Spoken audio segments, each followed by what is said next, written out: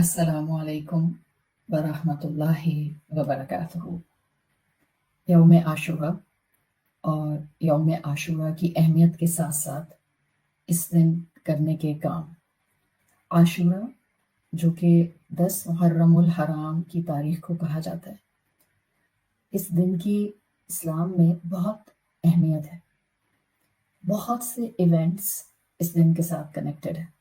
मैं इस वक्त उन इवेंट्स का जिक्र नहीं करूँगी, लेकिन जो 2 इवेंट्स इस दिन के साथ बहुत स्ट्रांगली कनेक्टेड हैं, उसमें से एक मूसा अलैहिस्सलाम की फतह है, जिस दिन एक्सोडस हुआ था, यानी कि बनी इसराइल को फ़िरौन की जालिम कौम से निजात मिल गई थी। और दूसरा 10 मुहर्रम के दिन हज़रत हुसैन रज़ियल्लाहु अन्हु की शहादत हुई थी।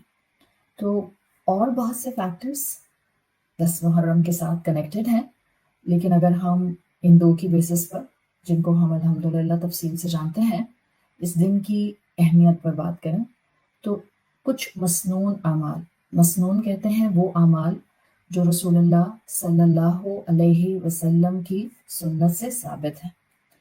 कुछ मसनून अमाल जो हम, क्योंकि 10 मुहर्रम होगी, वो हम कर सकते हैं। नंबर 1, रोज़ा रखना।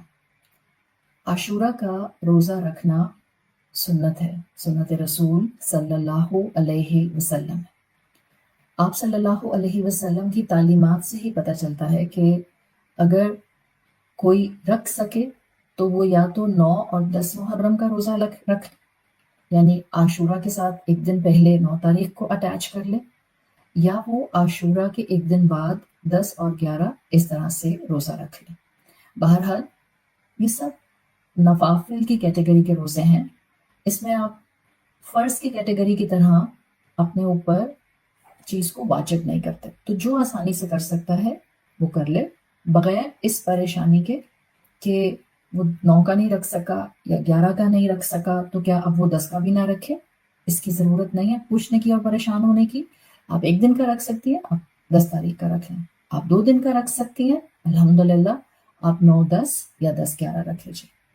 सही मुस्लिम की हदीस का मफ़हूम आता है, इब्न अब्बास रज़ियल्लाहु अन्हु से रिवायत है कि रसूलुल्लाह सल्लल्लाहु अलैहि वसल्लम ने फरमाया, आशूरा के दिन का रोज़ा गुज़रे हुए साल के गुनाहों का कफ़ारा बन जाता है।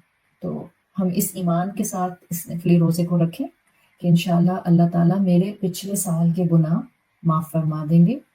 याद रखें, पॉइंट टू बी नोटेड, ये पिछले साल के गुनाह जब कहे जाते हैं तो ये बात आती है सगीरा गुनाहों के ऊपर।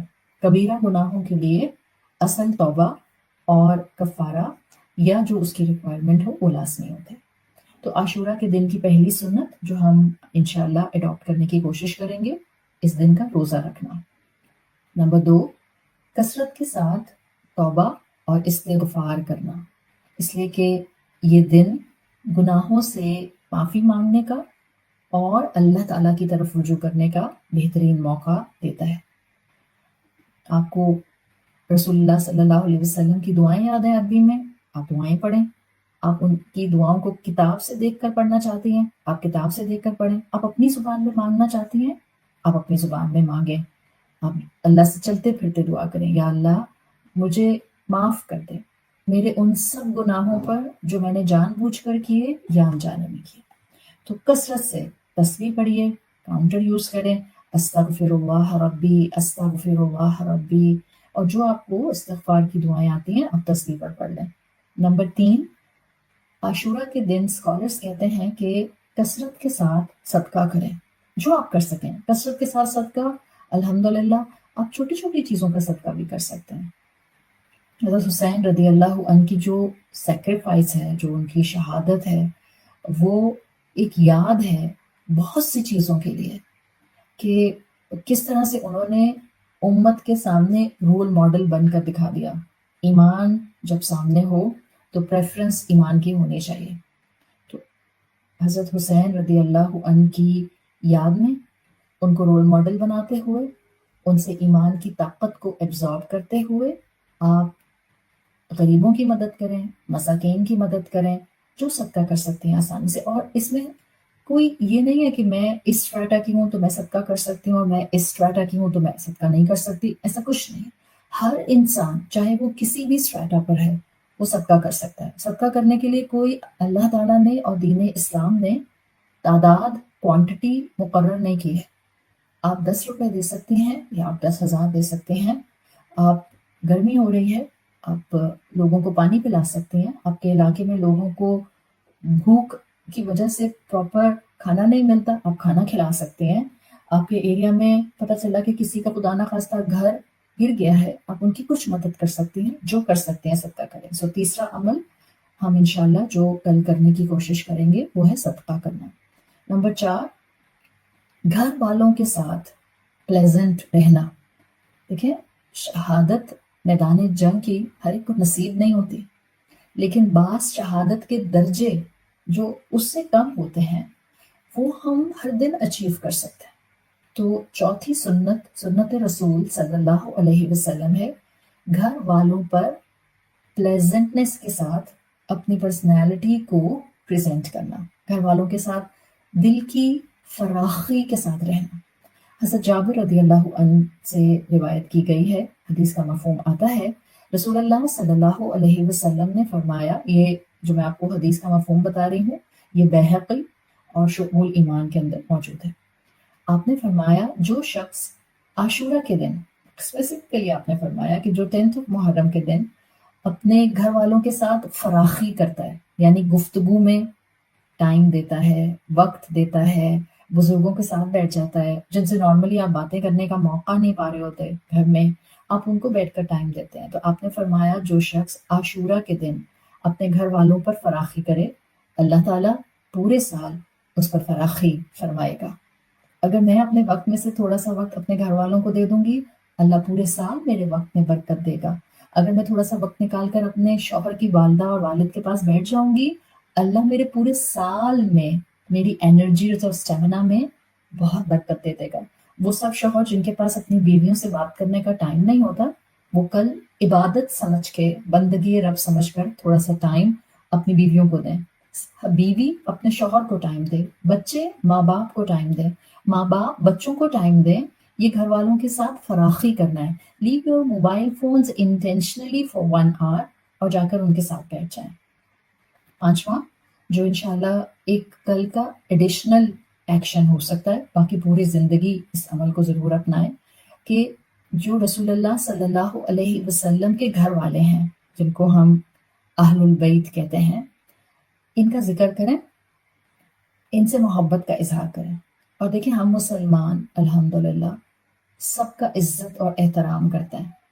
جہاں ہم نے حضرت حسین رضی اللہ عنہ کی شہادت کو یاد کر کے اس سے ایمان کی طاقت کا سبق لینا ہے، وہاں ہم نے یہ بھی سیکھنا ہے کہ چھوٹی چھوٹی خواہشات اپنی ہم ایمان کے راستے میں اگر وہ رکاوٹ بن رہی ہیں تو ان کو قربان کر دیں گے۔ اور جس طرح سے اللہ کے رسول صلی اللہ علیہ وسلم کے گھر والے اہل البیت مشکلات میں زندگی گزار کے گئے لیکن انہوں نے ایمان کبھی اپنا نہیں چھوڑا، تو آپ بھی ان کا تذکرہ کر کے، ہو سکتا ہے کسی کتاب میں ان کے بارے میں کوئی چیپٹر پڑھ کے، کوئی لیکچر ان کے بارے میں سن کے آپ اپنے ایمان کو بھی تازہ کر سکتی ہیں اور ان سے محبت کا اظہار بھی کر سکتی ہیں۔ So these are the 5 things. بالکل میں نے بہت سلیکٹیو سی 5 چیزیں آپ کے سامنے رکھی ہیں تاکہ ڈویبل ہو جائیں، اس لیے کہ کل کا دن ابھی آنا ہے۔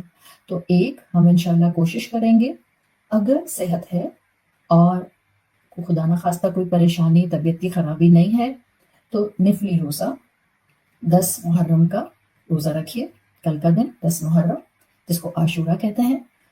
کثرت کے ساتھ اس دن توبہ اور استغفار کی روٹین یاد کر کر کے اپنے ساتھ اٹیچ رکھیے۔ اپنے جتنے بھی آپ مال میں سے آسانی سے صدقہ کر سکتی ہیں صدقہ کیجیے۔ اگر کل کوئی فقیر نہیں ملتا، آپ کہتے ہیں میرا تو گھر سے باہر نکلنے کا پلان نہیں ہے، تو آپشن نمبر 1 اپنے گھر کے ملازم کو صدقہ دے دیں۔ آپشن نمبر 2 اس نیت سے اماؤنٹ نکال کر سائڈ پر کر دیں کہ میں نے منڈے کو یہ اماؤنٹ صدقہ کرنی ہے، تو انشاءاللہ آپ کی نیت بھی کاؤنٹ ہو جائے گی اور صدقہ بھی کاؤنٹ ہو جائے گا یوم عاشورہ کے دن۔ تو صدقہ کریں گے 3۔ نمبر 4 ہم اپنے گھر والوں کے ساتھ کل غصہ نہیں کریں گے، چڑچڑاہٹ کا شکار نہیں ہوں گے، اور انشاءاللہ ان کو تھوڑا سا ایکسٹرا ٹائم دیں گے۔ نمبر 5 رسول اللہ صلی اللہ علیہ وسلم کی سیرت مبارکہ، آپ کے گھر والوں کے بارے میں تھوڑا سا اپنے اندر جان کر محبت کا اظہار کر کے اپنے ایمان کو تازہ کرنے کی کوشش کریں گے۔ اللہ تعالیٰ ہمیں بہترین طریقے سے اس یوم عاشورہ کی اہمیت کو سمجھنے والا بنائے، اور اللہ کل کے دن کی عبادات جو بھی ہم اپنے فرض عبادات کے ساتھ کریں اس سے ہمارے ایمان میں اضافہ ہو جائے، اور اللہ یہ روزہ رکھنا اس دن میں عبادت کرنا ہمارے پچھلے سال کے گناہوں کی معافی کا ذریعہ بن جائے۔ سبحانک اللہم و بحمدک نشہد ان لا الہ الا انت نستغفرک و نتوب الیک۔ جزاک اللہ خیرا۔ السلام علیکم ورحمۃ اللہ وبرکاتہ۔